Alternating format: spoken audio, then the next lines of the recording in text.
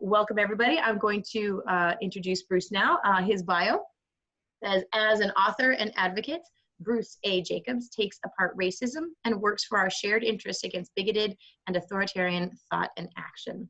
His book, Race Manners, was called a, quote, must-read by Los Angeles Times columnist Noreen Dresser.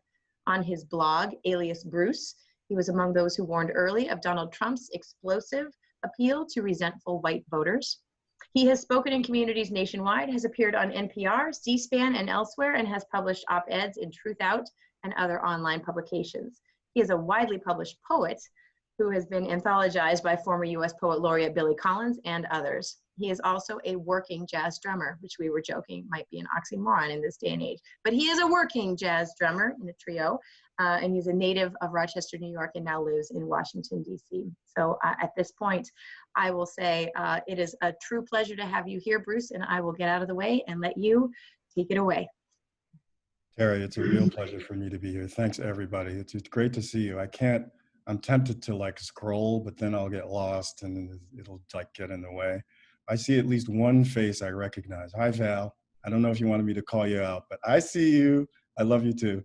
She was one of my awesome teachers at the School Without Walls when I was in high school in Rochester, and had an immeasurable impact on a whole lot of kids, including me. And I really appreciate all of you being here. I'm born and raised Rochester. I was telling Terry before we came on with all of you that what I really wish is that I could physically be up there, partly because the fishing is so damn good, and partly because it would be great to physically see all of you. But this is great. This is the next best thing. So what I'm going to do is, this feels pretty informal, and I like it this way. I hope it'll work.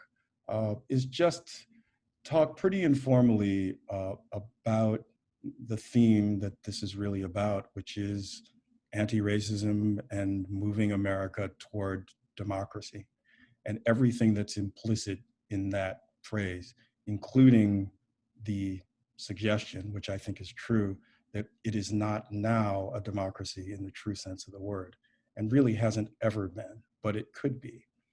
So I'm going to do first sort of define the terms that I'm talking about, like what I mean when I say white supremacy and the stuff that I'm kicking around. I know all of you, or probably all of you, or most of you, have heard these kinds of conversations and have been in some of them. What I'll give you is sort of my take on how I talk about these things and how I define them up front. And then I want to talk about what I see as a couple of big problems, the big stumbling blocks, really in the past 400 years that have landed us in this incredible place where we are right now as a country. And then I want to talk about what I see as really potential solutions, including an unbelievable opportunity that I think we have right now at this historical moment in the United States. And I'll elaborate more on that as I go. And then I'll wrap up, and if you have thoughts and questions you want to toss, please do, and we can do that for the rest of the time we have.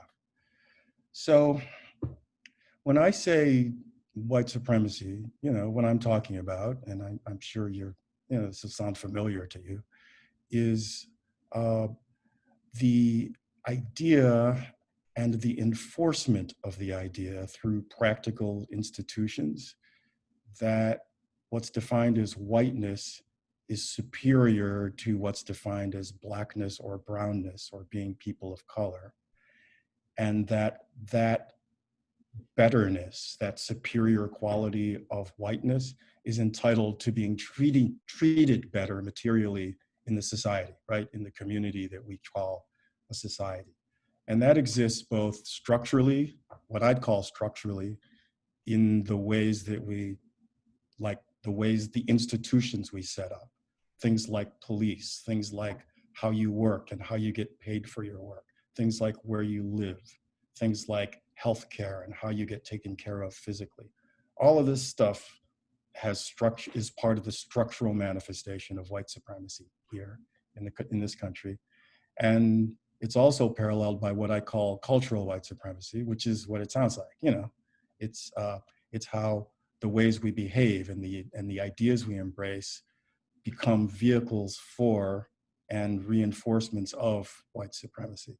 And by the way, I want to say up front, when I talk about white supremacy, as I am going to for like the next hour, more or less, I'm very, very mindful, both in mind and action and my own personal and political commitments, of the fact that a whole lot of what I'm talking about is exactly analogous, if not a perfect fit in all cases, because all situations are different, to other kinds of supremacy, which includes patriarchy, which is gender supremacy. It includes sexual orientation supremacy, which has to do with how we treat people of varying sexual orientations. It has to do with religious faiths and beliefs. It has to do with physical ability. It has to do with all the manifestations of being human that we categorize in ways that give different groups of us different advantages over the rest. And everything that I call people to account for about white supremacy and about dealing with race in this culture, I am accountable for myself in all of the ways that I enjoy privilege as a male, as a straight man, as a person who was born with parents who were educated enough to provide us with a certain kind of starting point for what was expected of us instead of the opposite, and in a whole lot of other ways in which I have to scrutinize what I take for granted as the bedrock of my world, because I make assumptions that aren't true, and I always will. So I just want you to know that, because I'm gonna pretty much go off on white supremacy, but I want you to know I am mindful of how this dovetails with everything else that we need to do in terms of barriers and in terms of structural impediments to democratically treating one another, in making this a fair and prosperous and loving societal community for everybody. So that's what I mean by white supremacy. And I contrast it with what people often call color blindness. You know, you hear this term, I've had people in my life, and I'm sure you've heard it too, in various ways, say in effect, "Oh, I don't see race. I don't know anything about race. Race doesn't exist for me. I'm colorblind. I'm blind to that." That is sometimes well meant, but it's always, always, always a lie or an untruth. It's never true of any of us. And what being colorblind or claiming to be colorblind does, just as claiming to be, like if I claimed to be gender blind. Oh, I don't see gender. Yeah, you're my friend, you're a woman. I don't see, there's no issue for me that. Yeah, right. So colorblindness is a very convenient way in a white supremacist society to duck the responsibility for being accountable for your own racist ideas and behaviors, and how you are advantaged, if you are, by the structures of white supremacy in the society. So that's the difference. I think being anti-racist is working lifelong to resist and change, both in yourself and in other people and structurally in your society, all of the things that create and reinforce white supremacy culturally and structurally. And being colorblind is not the opposite, but it's different. It's basically being blind, pretending to not see things that you do see and that you do need to work through, but you don't want to. So you pretend you don't see it that way. And with that, I'll launch into how I think basically why anti-racism is necessary and what has set us up for this. Because there's a big thing in the middle of this that I think most of our racial conversation in the past 100 years anyway has missed, but it's getting way, way easier to call out and to see, which is that we all know the origins of white supremacy in this epic of human life, with the slave trade, the Atlantic slave trade, and with the need, since it was so lucrative and since it was literally the fiscal foundation for what later became industrial capitalism. It literally generated the capital that made the big corporations that now control the global economy possible. That came from the agribusiness of human chattel slavery without wages. That's where that money came from. So when we talk about like the origins of white supremacy, we're talking not only about what's sort of generally acknowledged as the cruelty, the unbelievable wickedness, the dehumanization, all of the debasement and the horrors of which we still don't know enough, but we know enough to know that as a society, it's a perennial stain and scar from its very origins on the beginnings of this nation. But what we don't talk about, and we need to talk about, I think, is that white supremacy itself, coming out of the slave trade and the slave culture of the early United States, didn't just commit this horrible sin in the faraway past for which we must make amends, which it did, and we must, and we are very slowly, but it did a lot more than that. Because what white supremacists, well, specifically white patriarchal supremacism did with the slave trade and with the idea of demonizing certain others by a thing called race, because, you know, whiteness was invented by the slave trade. It didn't exist before. There was no such thing as like white, black. This is a term for people who look like that. This is a term for people who look like that. It's like we don't look at dogs and cats that way. You know, well, you know, there's my Caucasian cat as opposed to my, you know. So it was created to rationalize treating people as human property without paying them for their work. And it worked really well. But in so doing, that whole paradigm of white supremacy created what has since become like lodged in our national ethic as this obsessively individualistic, competitive, me first ethic of selfishness, of making money for my company, for myself, of my being a ruthless business person because it's in the fabric of our country. The strongest succeed and the weak fall aside, and we succeed because we're better, not because we had a leg up or because we had an advantage or because of the actual facts on the ground.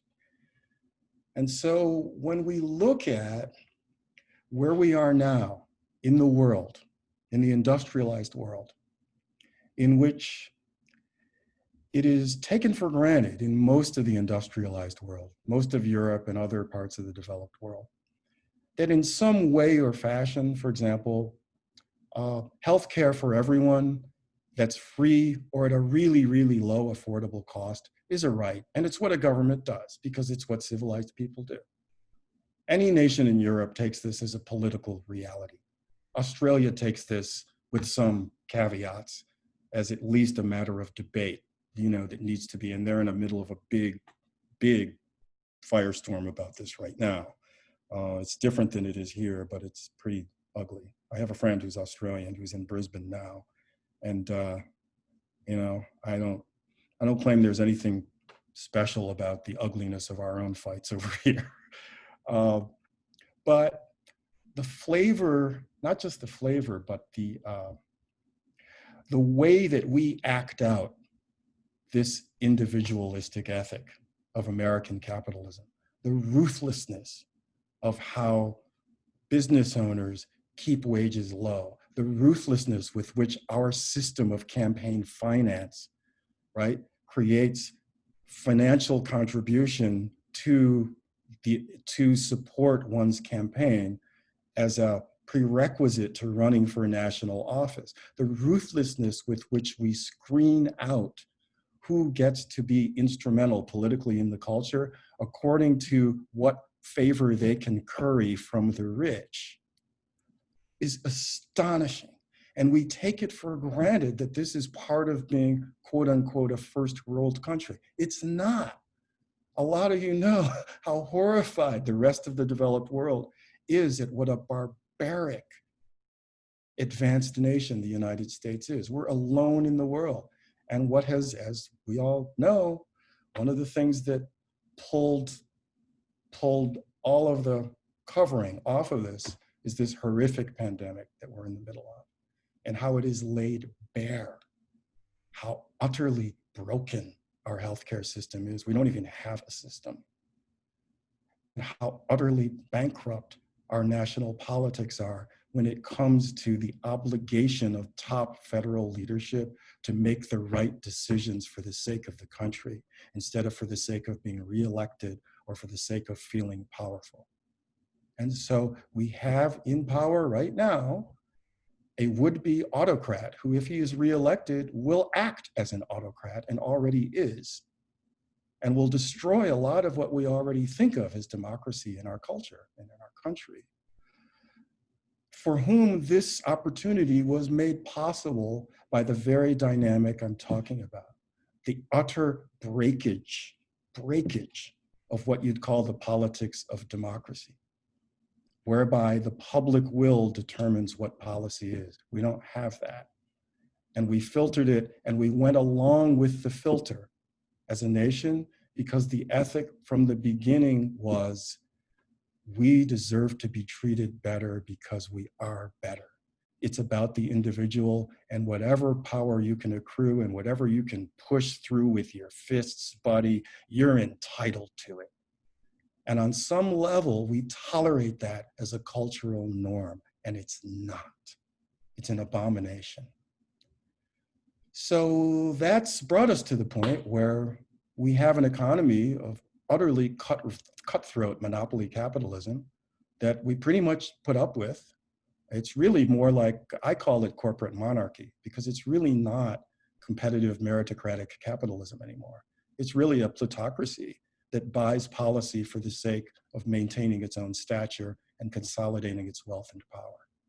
And we all know that too, which is part of what led to the bitter, disenfranchised section of formerly, fairly steadily employed white working Americans without college educations, who now find themselves to be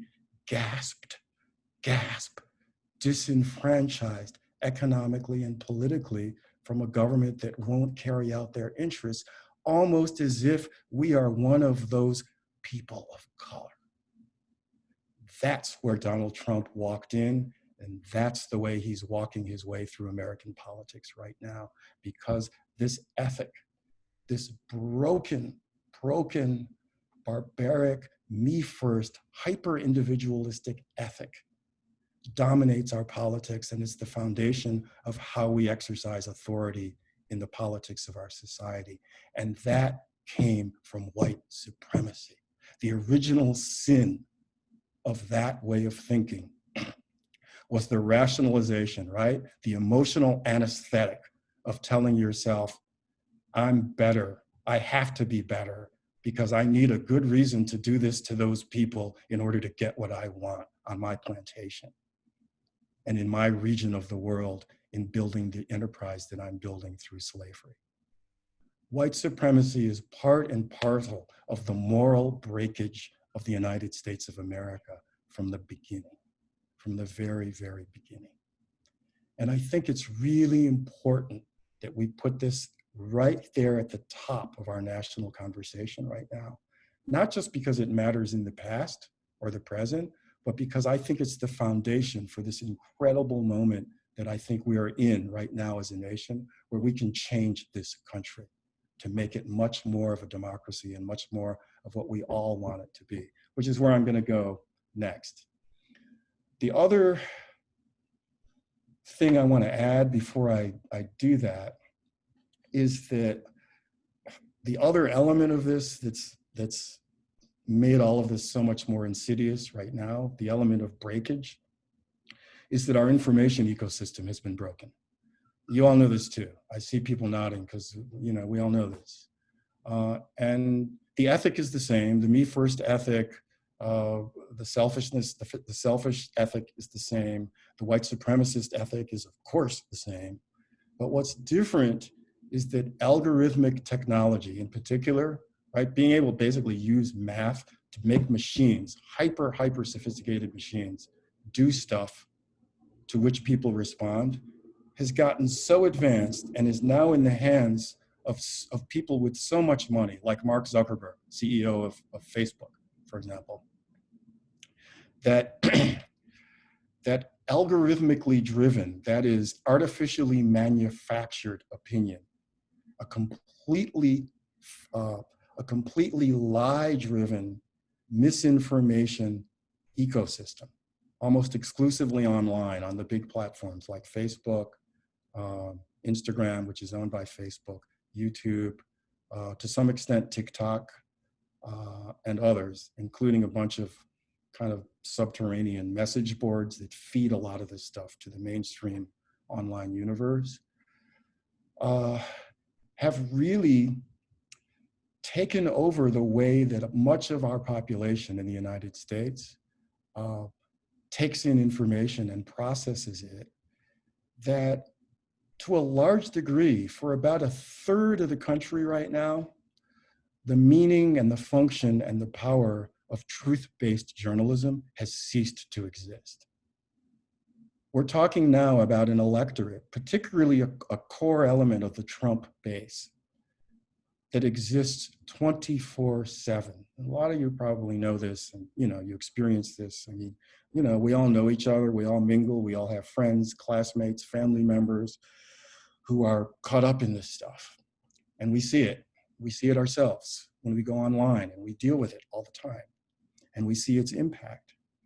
And there is about a third of the electorate right now, like the core of the Trump base, that exists utterly and completely, 100%, in its own information bubble, in private Facebook groups where information goes back and forth among self-selected folks who are invested in believing what they believe and who want to hear what they want to hear, and in networks like Fox, which is essentially a propaganda network for the Trump administration, but not just for the Trump administration. It's a propaganda network for everything that I've been talking about here. This desperate ethic of white supremacist, money-driven selfishness that needs to rationalize its continued power. And it knows it's losing it.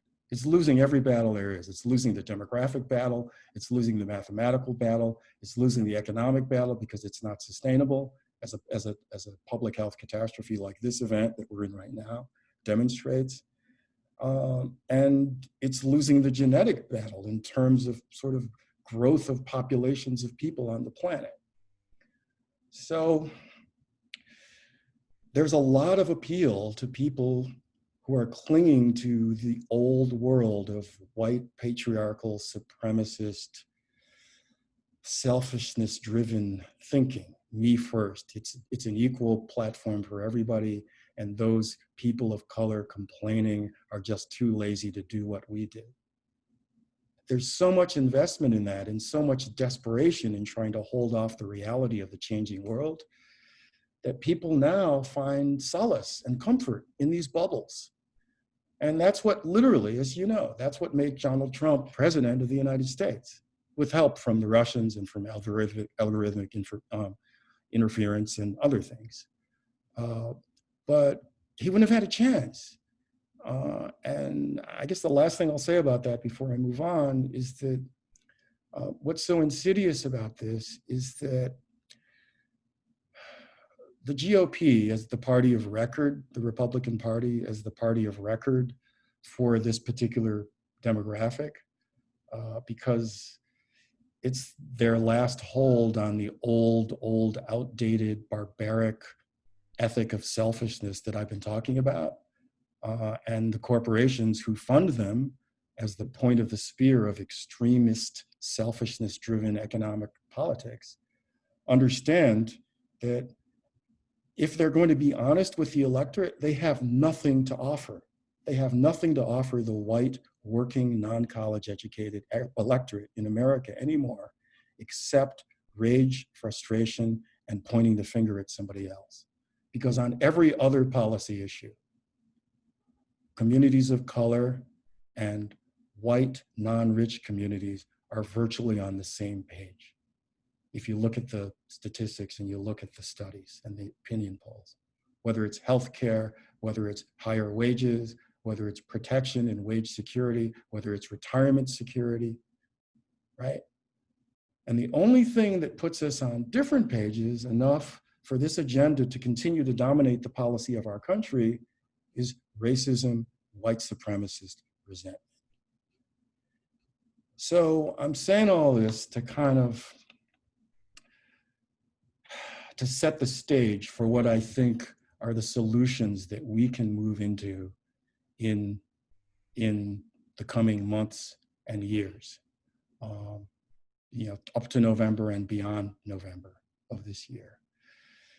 So I'm going to shift and talk about why I think this moment of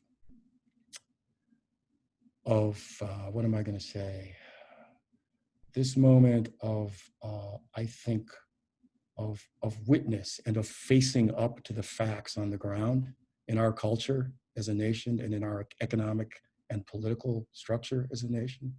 This moment is so key and so pivotal because we've reached the point where, and a lot of you, I'm sure, we're all thinking about this and wondering like what to do with it, where the parallels between our mutual or respective forms of being disenfranchised by the corporate selfish norm of our economic and political policy are so striking and so obvious that we can't ignore them anymore. And I think that's one of the reasons, only one of the reasons. I think there's another reason too, but I think one of the reasons why you are seeing at this moment this multiracial, multicolored, multigendered flood of people in the streets of Washington, where I live, and other cities across the country, including Rochester. I hear about y'all. I know what's going on up there. Is that when many, many non-white Americans see, with the help of cell phone technology, which is not a trivial matter, by the way. I like to say, kind of in a sort of ironic way, that in some ways, the ability to prove what policing of poor Black communities is actually like in this country is maybe certainly the best and maybe the only good thing that the cell phone industry did for the United States. But it has done that. It's made it real, it's made it unmistakable, it's made it obvious. And I think that, and the increasing sense among a lot of white folks looking at the experiences of people of color that, well, wait a minute, this is kind of me in a certain way. I don't have retirement security either. I don't have any kind of like substantial power to affect policy either, particularly the younger generation of white Americans that's coming up that is inheriting this nightmare we have left to them.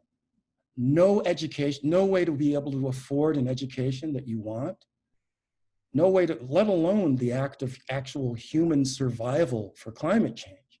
I mean, they're looking down the barrel of human extinction being sort of rapidly accelerating during their lifetime to the point where they can kind of see the end, right? While they look forward. And when young people, young white people in our country look at the prospects that this nation offers for them in terms of income, in terms of educational opportunities, in terms of security, in terms of feeling enfranchised and feeling like politicians listen to them and the system responds to them, a lot of their response, as you all know, is, well, that's not my system. I didn't make this. I didn't make this shit. This is somebody else's and I don't like it and I don't want to live this way and I'm not going to grow old this way. And I think that's a big reason, in addition to, as I said, the demonstrated proof of how brutal a regime Black Americans have always lived in this country, that you're seeing such a multicolored movement in support of what we say is Black Lives Matter, and it is, but I think one of the underlying subtexts of this is that not treating people like crap matters. Being a disciplined, being a civilized nation that makes use of its resources and isn't a banana republic goon squad matters. My feeling like I live in a country that cares about me and other people matters. And the Black experience in this country has, I like to say, been the point of the spear, really throughout a lot of American history, in leading on this issue of disenfranchised, because we were disenfranchised first, right? We got there first. And it was not a lucky circumstance, but we know a lot about that. And unfortunately, more and more and more white Americans now know a lot more about disenfranchisement and about the bitterness of having a regime that doesn't work for you than they used to know. And that, I want to suggest, is a huge, huge opportunity for what I want to call a progressive, economically and politically progressive, not Democrat or Republican, not this candidate versus that candidate. I'm talking about policy. I'm talking about things like free healthcare for all Americans because we have the money, period. Our economy has the money, we can do it. I'm talking about, let's say, $25 a month, $25 an hour minimum wage. We can do that. We can do that easy. Bill Gates, Mark Zuckerberg wouldn't even cough at the difference it would make in their fortune if we did that tomorrow. But we don't do it because our structure is not built for it, because it's built to serve someone else. So we're talking about an agenda of being a loving, kind, egalitarian, mutually supportive, upwardly mobile, and survivable culture and society, which to me is a pretty decent definition for democracy, which is why I say, and why I titled this talk, Anti-Racism, Moving America Toward Democracy. Because the anti-racist movement is part of, I think, the beginning of a movement toward democracy in America. Alexis de Tocqueville said it a long time ago, but we haven't done it yet. But we can do it. And our experiences of people as people of color, my experience as a Black American, the experience of women in a patriarchal structure that makes assumptions about who has power and concretizes those assumptions in the realities of who makes how much money, who gets what jobs, who has what power, who does what, and who is regarded as what, who is protected, who is safe, who is healthy, who isn't. All of these dynamics are in parallel, again, whether you're talking about gender or sexual orientation, or you're talking about physical ability, or you're talking about all of the ways in which we are different as human beings. And we have an incredible opportunity now because the greed, the utter unsurvivable greed and ruthless greed of this ethic of pathological, unsurvivable, selfishness-driven, me-first competitiveness in our economic and political policy has just about reached the end of its rope. It really can't go much farther, and everybody knows it. Even the climate knows it. So this is an incredible, incredible opportunity for what looks like an anti-racist movement, because it is an anti-racist movement, and I'm part of it. And it also looks like a gender justice movement, and it is. And it looks like a sexual orientation fairness movement, and it is. And it looks like an ability, a physical ability movement, and it is. It looks like all of these things because it is, and it can be. So, I wrote this book, I'll loop back. I wrote this book called Race Manners, which some of you know, as a kind of down-to-earth guide to rethinking and reacting, literally like reacting, but also reacting, like acting a different way, changing the way you act. and the way we behave as a society around white supremacy and around racism. But you know, what I didn't see coming, and what most of us did not see coming, was how quickly and rapidly all of this would break down to the point where we are converging. We are really converging fast on a moment when we're going to be talking about a movement for democracy, period. It'll be called the democracy movement. And racial justice will be part of the head of it. It'll be in the forefront. Gender justice will be in the forefront. All of these realms of justice and fairness and equitability will be at the forefront, will be elements, will be wound in together. And we will be struggling through and working out how we do this together as we move ahead. It's not going to be pretty. Never has been. But it's going to be a lot prettier than the alternative, which is what brings us to November. Because November, it's not, you know, everything goes to hell and we might as well, you know, give up, or everything gets better and we're fine. You know, this is not the systemic sort of movement toward failure and breakage that I've been talking about that's taken 400 years is not going to end when Joe Biden is president, if he's president. He's going to become president with the same money and with the same essential priorities, economically and politically, as the folks we've had. Now, it will be a kinder regime. It will be a more equitable regime of capital and of big money. It will be more of the regime we're kind of used to when we say democracy. It'll look more like that again, but we don't have to go back to that.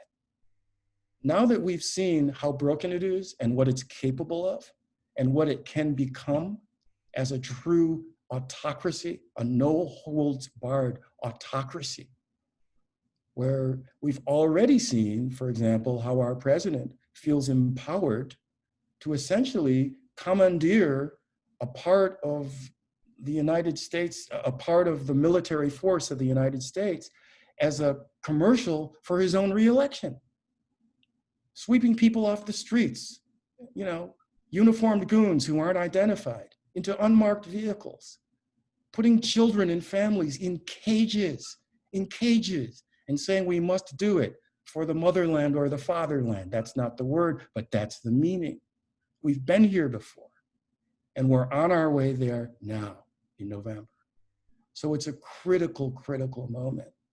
But it's also a moment, no matter which way it goes, no matter if it's Biden or if it's Trump, whichever way it goes, we are at a point where we can move forward in unstoppable movement toward racial, gender, sexual orientation, physical ability, and all other realms of human democracy, if we choose to. And we've got a head start because the spectacular breakage. I read an essay by a guy, he's Pakistani, if I remember right. And Terry, I can find it and share the link in some way if that's helpful. It was about a month ago. And the thesis of his essay, which appeared on an international platform, is basically, hey, Americans, you have no idea how broken your country is, and what a laughingstock and what a bitter, horrible joke you have become to the rest of the world. There's a passage in it where he essentially says, you know, you guys, you fell straight down through failed state into plague state. I mean, nobody even wants to literally touch you anymore, let alone your politics. And this was made possible by the fundamental breakage that I've been talking about, that again has anchored its appeal, its ability to cleave the electorate into sections with white supremacy. That's been the chisel, the polished, hardened, stainless steel chisel of this brutal, wicked ethic of ruthless economic and political selfishness that now possesses a part of the Trump electorate and now possesses a hard right political culture that's desperate to try to enforce that to the bitter end. That and a whole lot of guns in the hands of the wrong people. And that's because of greed too, the gun industry. So I guess I can wrap it up by saying, I think we face, as I say, like in the Race Manners book, all of these things exist in parallel. In our everyday lives, walking around Washington, D.C., as I do as a Black man, there is not a day that passes, literally, there is not a day that passes when I do not observe a white woman clutch something that's valuable to her when she sees me. There isn't a day in my life when that does not happen.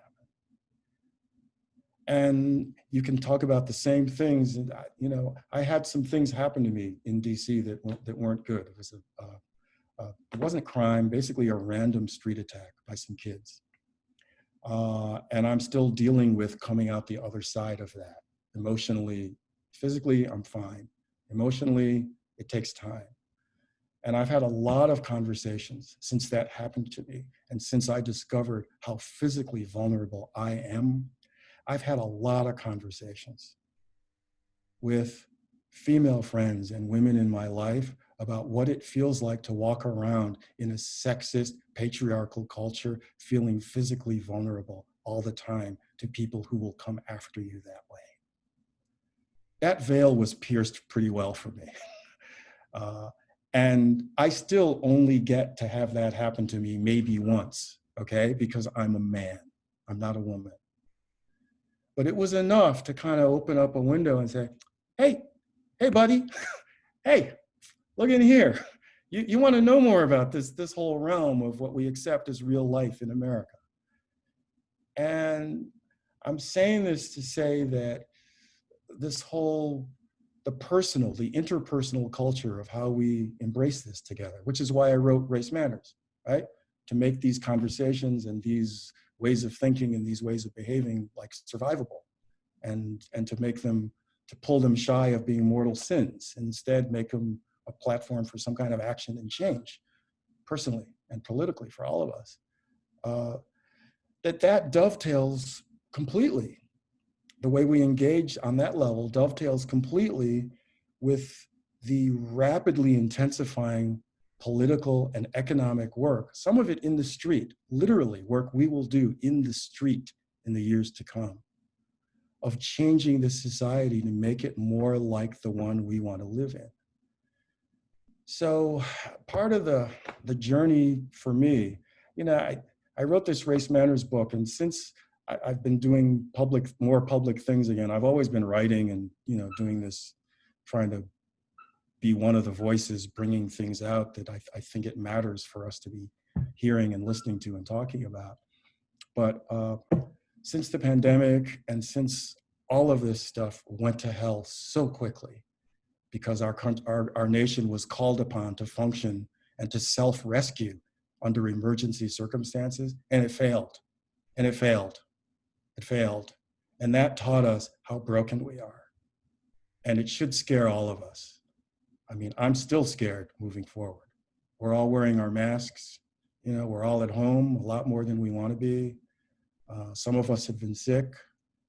We're all experiencing this on a very personal level, but the dynamics that have made the coronavirus so much worse for all of us personally are bedrock political, socioeconomic decisions that were made by a broken system that we can change. And I guess that's what I want to bring, is to try to wrap all of this together to a point where we can see that our suffering right now doesn't have to be in vain. It sounds like, I'm not trying to make the Gettysburg Address here, I'm just trying to say that we can use this. We can harness what we're going through now to make our country better and to make it what it needs to be. And we had better, because there are forces in play right now that want to send it the other way. And that'll make things a whole different ball of wax for us. We almost don't want to imagine where that's going. So in that sense, I'll wrap it up. I think being anti-racist is being part of building democracy, period.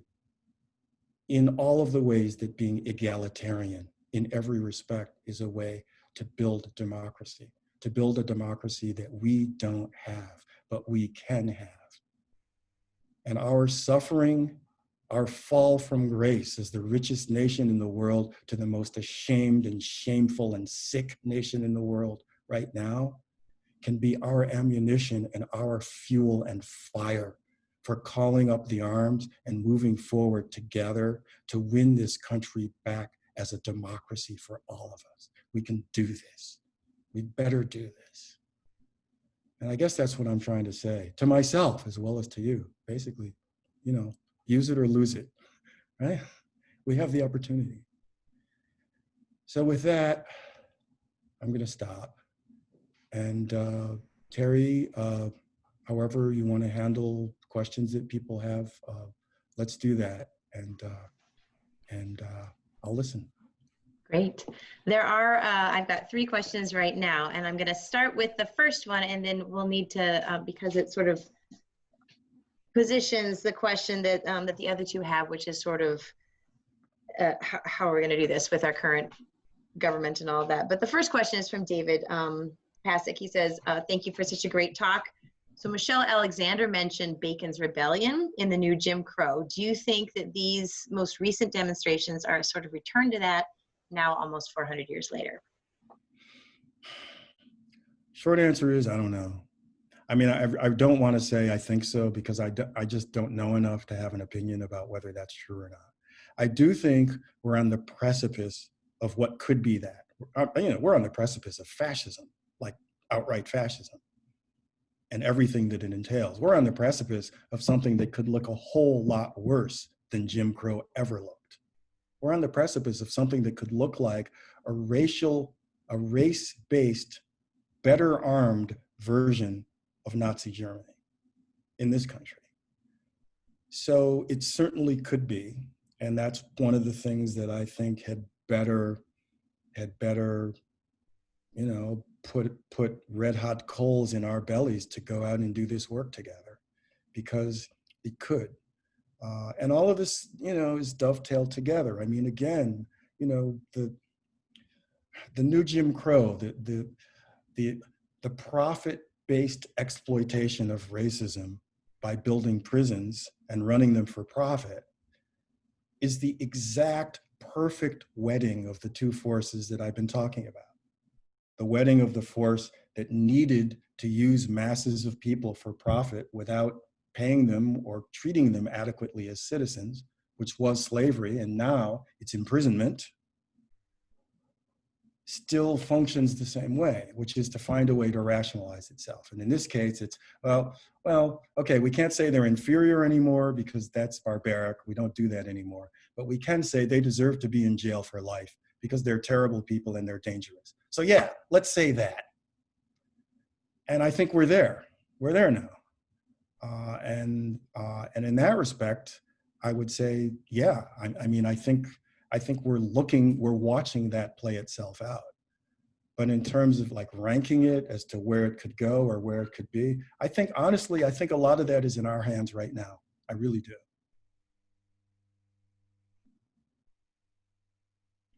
There we go. Great.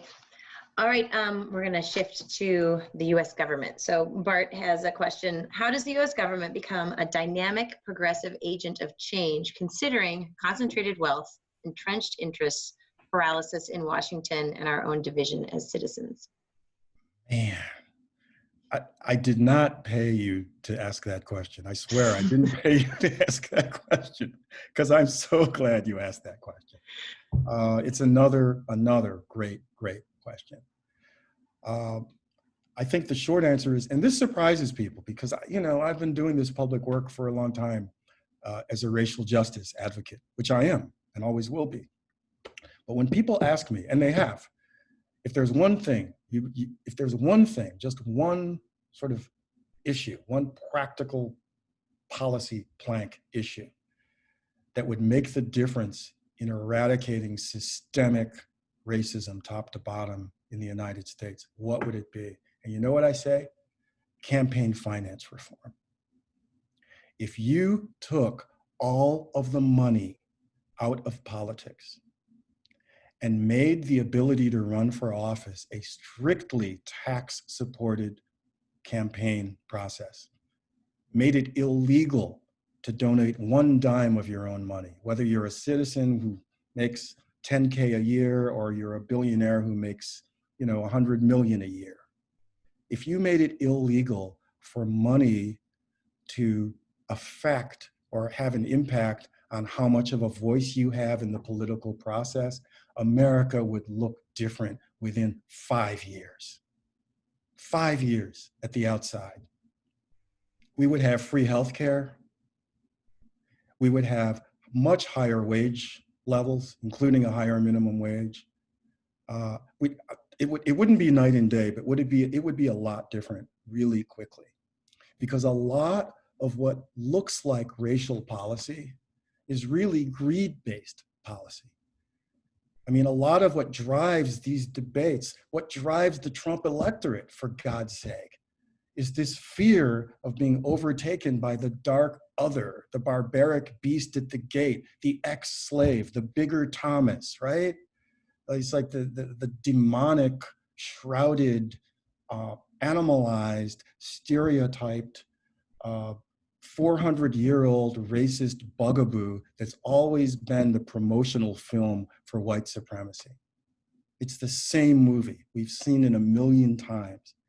And where that comes from is the need to have some way of feeling that you can blame somebody else for what bad is happening to you on the part of the electorate, and the need on the part of those who have access to power to find a channel for the rage of people who don't have the money and the security that they should have. And so a lot of what you're hearing from the Trump electorate, and I keep saying the Trump electorate, not because it's all a partisan issue and it's about him. It's not about him. He just happens to be the agent who's doing this right now and doing it really, really effectively. But it's not about him, despite his fantasies to the contrary. What it's really about is the need to find a way to try to give frightened, disenfranchised, terrified, working, non-college educated white Americans who are accustomed to thinking they're entitled to security because they're white and they're better, but who increasingly are finding themselves in a predicament that feels to them like the predicament of Black people and brown people. And they don't like it, and they're mad about it. And what the Trump narrative and the GOP narrative does is create a voice track, a kind of political personality through which you can pretend to be rebellious and pretend to be all about change and overthrowing things. But it's really just straight up business as usual with racism as its core element.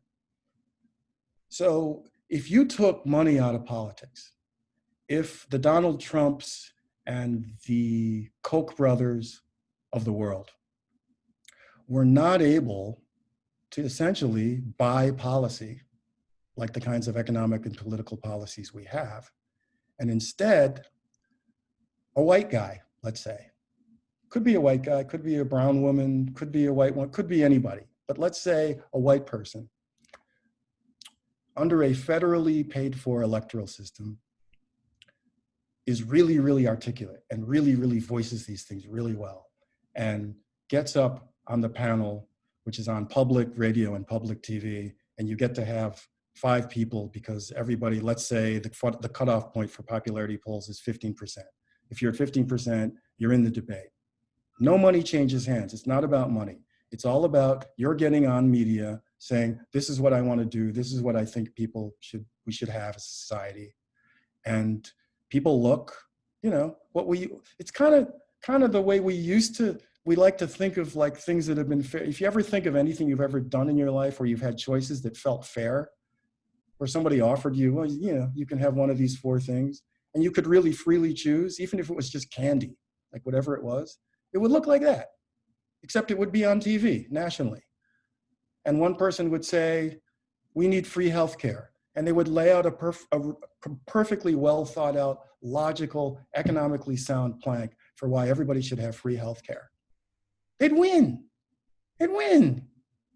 The only reason that doesn't happen is because we have a system that screens political narratives according to money. And the people who make it through are the lobbyists and the rich. And the narratives they choose are the narratives that leave the really expensive stuff for them off the table so that they can make more money while preoccupying the electorate, i.e. in this case, the Trump base, with narratives that make them scared of something else other than the fundamental problems that afflict them. If we had really good free healthcare for everybody who voted for Donald Trump, if everybody who voted for Donald Trump made $25 an hour minimum, if everybody who voted for Donald Trump knew that they could retire by law at age 60 and be guaranteed, let's say, $60,000 a year for life, whether they work or not. If we knew all of this, if the Trump electorate knew all of this in November 2016, who do you think would be president? Not Donald Trump. And that's what I'm saying. I guess that's a long answer to a really good short question, which is a whole lot of what's being funneled through racist, white supremacist narratives and policies. This entire racist regime is kind of a bricks and mortar excuse for continuing to drive through economic and political policies that screw white people. It's what it is. And we can change that. And if we change that tomorrow by overturning this and making campaign policy what I've spoken of, I'm absolutely convinced, 100% convinced, that all of our other policies would look different, and what looks like a race war in the United States would not be one. Yeah, would there be racism? Would there be white supremacy? There sure would be. Would we be fighting these battles? I sure would be. But we would not have a president of the United States in power acting as a de facto member of the KKK. That was required because this country has screwed white people. And so it was required that that happen. And that's the difference. Thanks for asking that question. Yeah.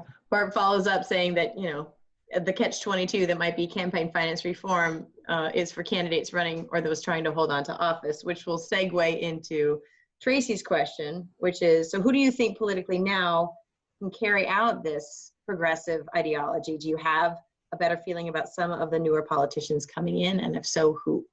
Oh yeah, I absolutely do. I mean, I haven't thought about it in those terms, in terms of naming names, but I can pull some out.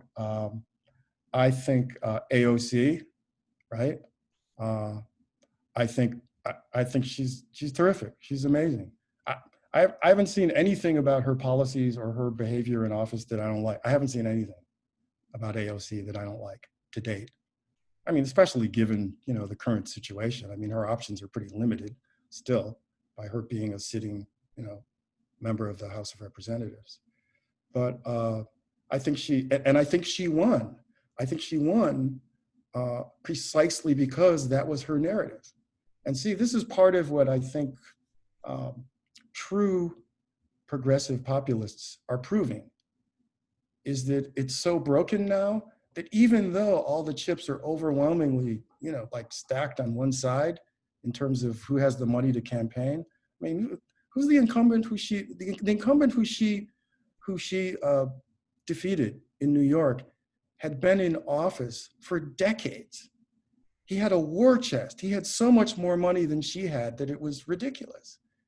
But she won because she wasn't afraid to stand up and say, this system really stinks for all of us, of all colors. And I'm not afraid to say it. Unlike most mainstream Democratic candidates, including Joe Biden, she's not afraid to stand up in front of cameras and talk things that sound like democratic socialism, because they are. It's not a bad word. It's not a nasty word. It's not a curse word. Most of Europe is that, right now. And we have to be bold enough to talk about it that way so that people can see that this is doable and that it's possible. So I like her a lot. I like,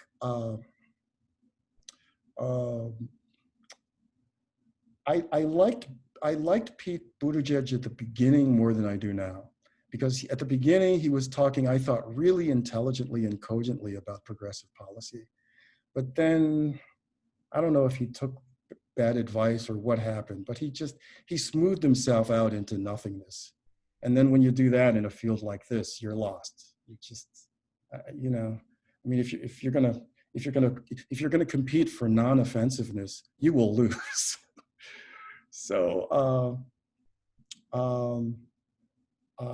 I really, really, really like Elizabeth Warren a lot. I've always liked Elizabeth Warren. I like her on policy. I like her verve, her dynamism, her guts. I like that she's not afraid to say the things that she does. I think one of the things that hurts her, not surprisingly, is that she's a woman, and being that authoritative and that strong and that forceful on these things for some Americans is maybe a little hard to take. And I've also, you know, some of the ways she's campaigned have left me wondering sort of what she was doing. But on policy, I think Elizabeth Warren is awesome. In terms of, but she's not one of the younger people who you're asking about. There is a young progressive who was just elected to, I want to say, Congress in New York State, a young man of color. Have I got this right? I'm not sure that I do. I read an article about him just recently, and I'm not remembering his name now, for which I'm sorry. But he is taking his cues in large measure from AOC. And he speaks, you know, bluntly, publicly, about the example that she set in showing that you can be a bold, upfront, fearless progressive and command not only votes but loyalty and enthusiasm. And I think there's an up and coming generation of people like that. He looks to me to be in his late 20s. I want to say he's of that generation. And I think we're looking at more people of that generation who, as I said, are looking at this society and kind of feeling they really don't have much to lose by being upfront and out front about who they are and what they are politically, because everything's so broken. I mean, the worst possible thing that happens is, well, what's happening now? So, and what will become worse, obviously, if this election goes the wrong way, and if the autocratic direction that Trump wants to take is given full political permission in the culture, which the GOP is ready to grant. But I guess to try to answer that, those are a couple of people I can think of who are young. There are others who I've seen whose names I don't know, but I do think generationally, as I've said, I think this is part of what we're seeing in the Black Lives Matter movement and in the multiracial congregation of people around that issue of Black survival and Black constitutional rights and the right to sane public safety policies as opposed to what we call policing. Just, you know, the need to overthrow, in essence, the autocracy, the autocratic, well-armed dictatorship that America has constituted for poor constituencies of color forever, basically. That's a regime that needs to be overthrown. And BLM is fighting that fight. But there are a lot of younger would-be public leaders and upcoming public leaders who I think demographically got that memo in their own experience. And they see now that they don't have anything to lose by fighting all out for what's right and what needs to be done. Because we've seen what happens election after election when you don't do that. You know, we saw that with the Clinton campaign. We're seeing it now with the Biden campaign, and we will see it again if this continues. So that's the good news, I think, is that there are young people, you know, there are people behind all of us, kind of looking at us and saying, you know, hey, you know, why didn't you box Barack Obama's ears? Why were you all happy?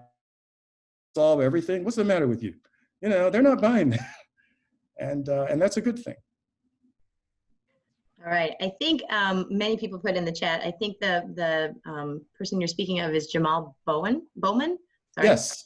Yep. Yes. That's what I'm talking about. For that. So, all right, Yeah. let's take a bit of a broader view at this point. And thank you everyone for your questions. I hope we'll have time to get to all of them. David Merkel writes in, it's argued that one of the foundational aspects of a functioning society is an agreed upon set of facts. Contemporary America seems to currently lack an agreed upon set of facts. What are some steps that can address this? That's a really good question. I think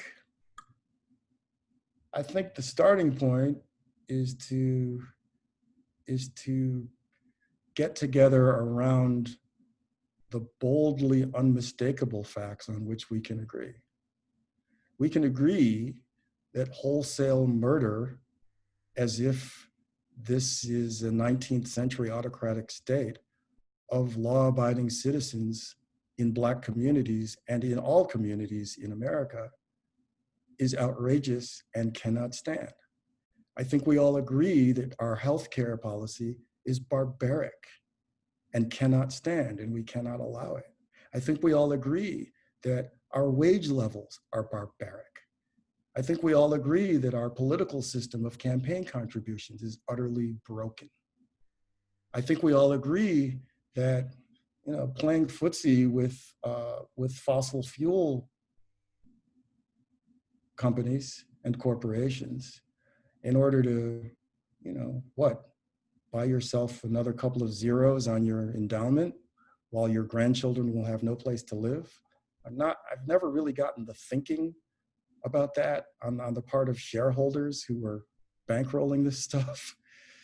But I think it means agreeing that not going all out yesterday, let alone right now, on climate change is suicidal, period. I mean, that's a starting point right there, those things, those issues. And when we need to fight about other issues, when we need to fight about what racial justice looks like, when we need to fight about what sane, public-minded public safety looks like, because we haven't talked about, and you know, we could talk about so much, but I'll just literally one sentence about it, is that you know, a debate that's largely silent right now in mainstream media in the United States is how everything that we call policing in this country is essentially, again, broken in low-income communities of color. It's become purely punitive, purely an armed state interventionist approach to almost all manifestations of things like poverty and sickness. We handle them all with uniformed people who show up with guns to do violence, because that's the approach that's been formatted for it. So on all of these issues, we've got so much common ground that I think we need to start with that common ground and struggle through the rest. But any way you look at it, and I mean this when I say it, I really mean it, I have way, way, way more in common with any given Donald Trump voter than I do with any given person like Ted Cruz or Mitch McConnell or Susan Collins, who either lack the moral fiber or the sheer guts to stand up for basic human decency in economic and political policy. And, you know, even I get it that an armed and ignorant and belligerent and uninformed white supremacist vigilante. Uh-oh, sounds like there's someone talking there.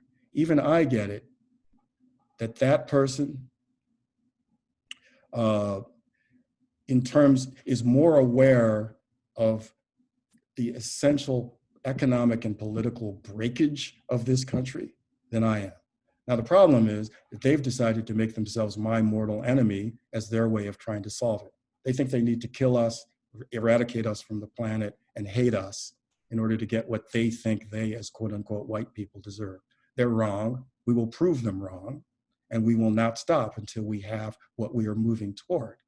But the fact remains that even that is a manifestation of knowledge of what's broken. And I think that is the bedrock of what we, as people who are committed to progressive change, can stand on and move forward. Great.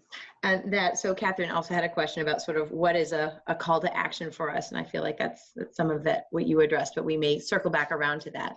I want to go to Angie's question. And I know that on Connections, you talked a bit about Robin DiAngelo's book, White Fragility, talking about if I'm not aware of the barriers that you face, then I won't see them, much less be motivated to remove them, nor will I be motivated to remove these barriers if they provide an advantage to which I feel entitled.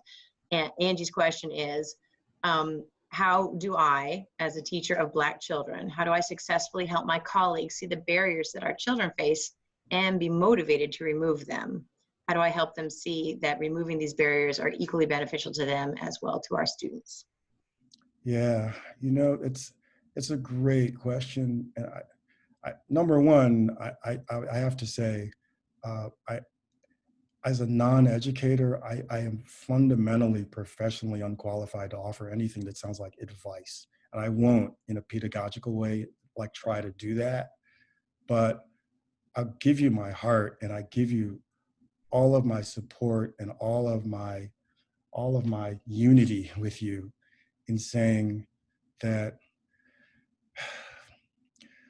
so much of this is so embedded in structure and has then been dumped on you as an educator to fix, that although I want to and will give you everything I know about what might help and all my support in trying to move in that direction, I think one of the most important things I can do is just to push to make education the priority it's supposed to be.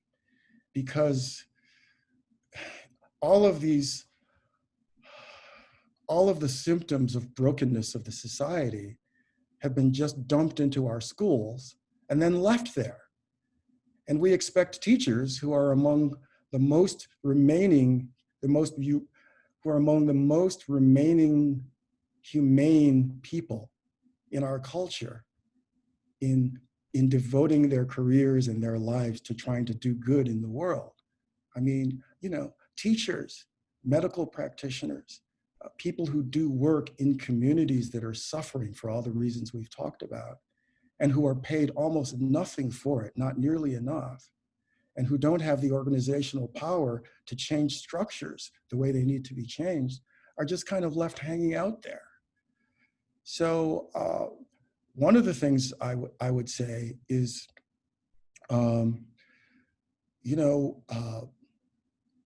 avail yourself of all of the resources that you know you can.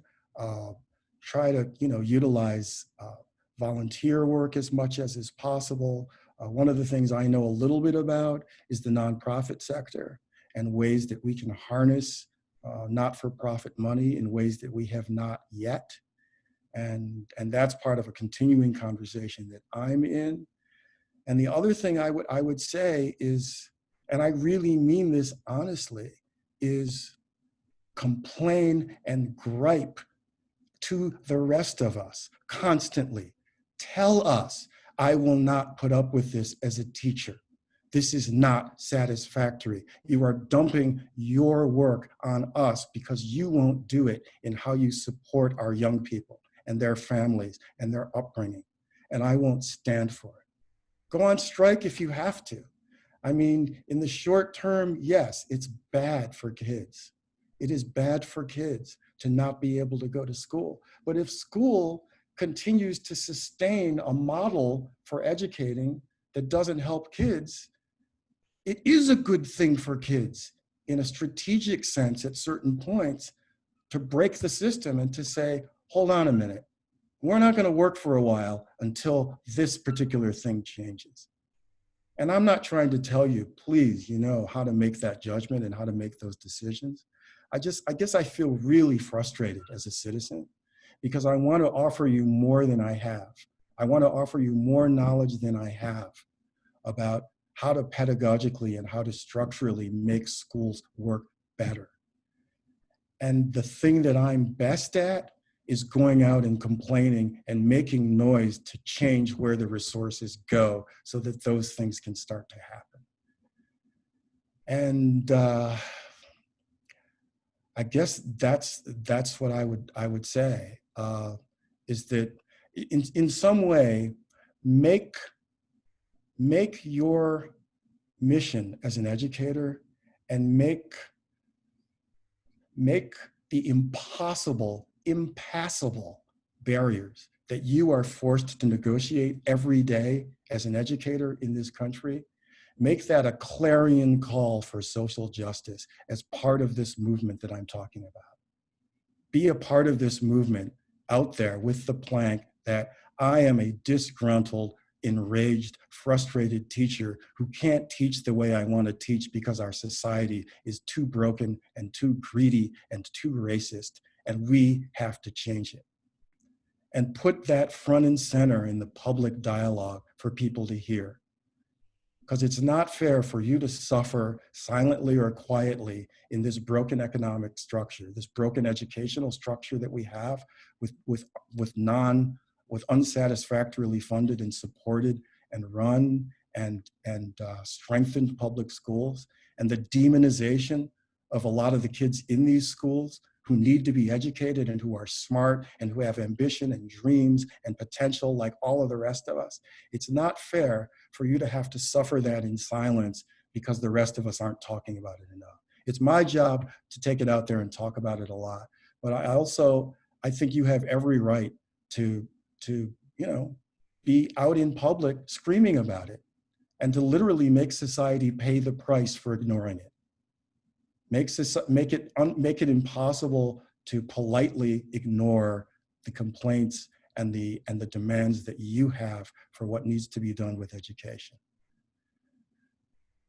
So I guess I'd offer that, which isn't nearly enough, but it's part of the problem, and I think what unites us all is that we've got to unite in our voices and push forward as a movement that includes that particular narrative that I just talked about. Thank you. I just want to be we're very close to the 8 o'clock hour, and I know that there's a couple other questions in there. I apologize. I do think that we're going to need to call it at this point. I want to thank you, Bruce, for sharing with us, for speaking so passionately, eloquently, from the heart, as you said. For all of it. I feel like we could spend days with you and not have all of that you have to share. We all could, and I know, I am sometimes not short-winded. It's hard for me to be quiet about these things, but I'm really grateful for everything that I heard today and for your being here and for your being part of what we're doing going forward. So thank you. Thank every single one of you. Thank you all for being here. I look at Valerie. She's proud of you as an educator, and I think it's a great note to end on, ending with the discussion about education in the future. So to all of you, thank you very much for joining us this evening. Much appreciated, and I apologize if we did not get to your question, but these are all things that we need to keep at the forefront for certain. So thank you all. Archive recording of this evening will be on the Harley website soon. So thank you so much. And Bruce, again, heartfelt thanks and our gratitude for you to share your experience with us to encourage us to a better version of democracy. Thanks. Thank you all. Thank you, Bruce. Thanks, folks. Keep the faith. Terry.